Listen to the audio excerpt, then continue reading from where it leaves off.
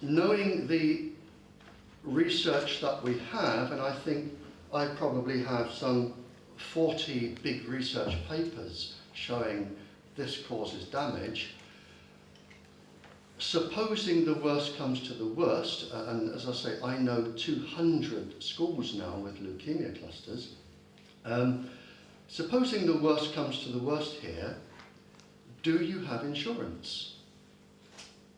Because if a child gets leukemia or some other genetic damage, and you go in front of a court, in front of a jury, and the jury says, yes, we've got all this evidence, we think this is now to blame, is there insurance? Because if there isn't, this whole exercise is pointless.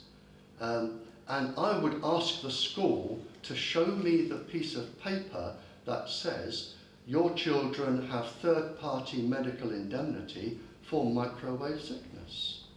I wouldn't have thought that was an unreasonable thing to ask for. I know it is, because I know they don't have insurance. And the reason I know is that 10 years ago, Lloyd's advised all insurance companies to write in an exclusion clause. So there isn't insurance.